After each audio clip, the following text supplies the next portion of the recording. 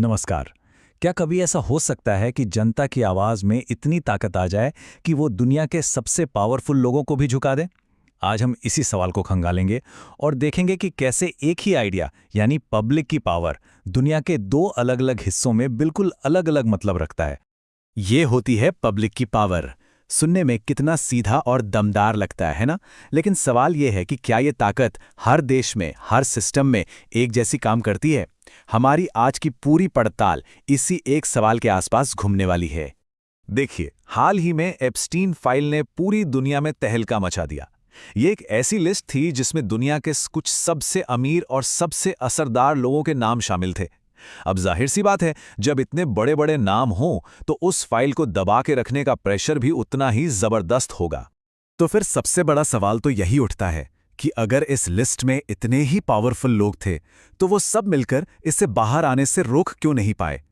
और इसका जवाब हमें दिखाता है कि अमेरिका में सिस्टम और जनता के बीच पावर का खेल कैसे चलता है। तो कहानी की शुरुआत होती है अमेरिका से, जहां यह फाइल आखिरकार खुल ही गई।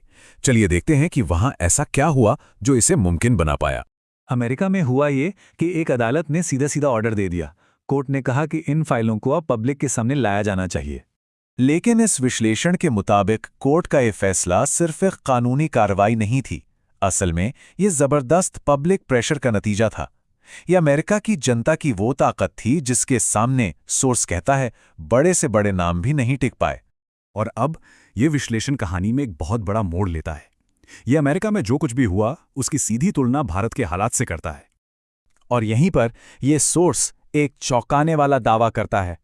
वो कहता है कि अगर यही फाइल भारत में होती तो अदालत इसे कभी भी पब्लिक नहीं करती।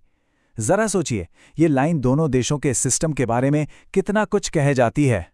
अब अपनी इस बात को साबित करने के लिए ये विश्लेषण भारत में हुए उन्नाव जैसे बड़े मामलों का जिक्र करता है। विश्लेषण के मुताबिक उन्नाव केस में एक बहुत ताकतवर शख्स शामिल था और सिस्टम तब तक लगभग चुप ही रहा जब तक कि पूरे देश में लोगों का गुस्सा सड़कों पर नहीं फूट पड़ा।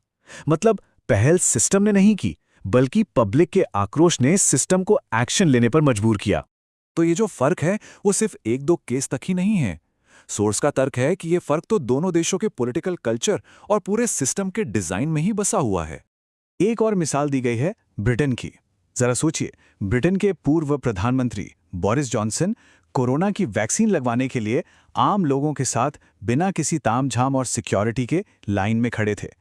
ये तस्वीर दिखाती है कि कुछ देशों में नेताओं से कैसी सादगी और जवाबदेही की उम्मीद की जाती है। और इसके बिल्कुल उलट सोर्स भारत के पॉलिटिकल कल्चर पर एक बहुत तीखी टिप्पणी करता है। हमारे यहाँ लोग नेता नहीं, जीजा चुनते हैं। इसका मतलब ये कि वोट काम या काबिलियत पर नहीं बल्कि जाति या रिश्तेदारी के नाम पर पड़ते हैं। और जब नेता को ये पता हो कि उसे जवाबदेही के लिए चुना ही नहीं गया है, तो फिर डर और जिम्मेदारी दोनों ही खत्म हो जाते हैं।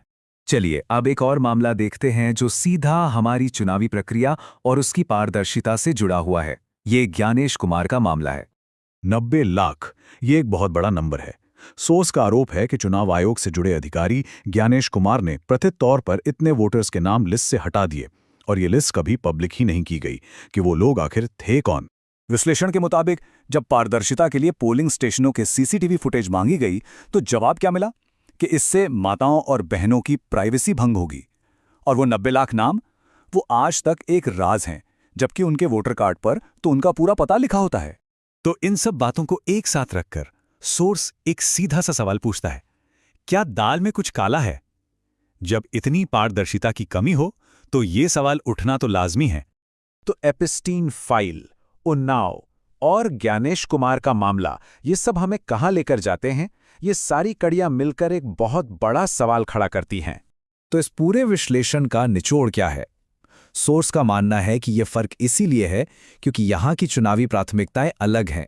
जहाँ काबिलियत पर जाति भारी पड़ जाती है, यहाँ ताकतवर लोगों के लिए डर ज्यादा है और जवाबदेही कम, और सिस्टम में गहरे तक भ्रष्टाचार के आरोप लगते रहते हैं।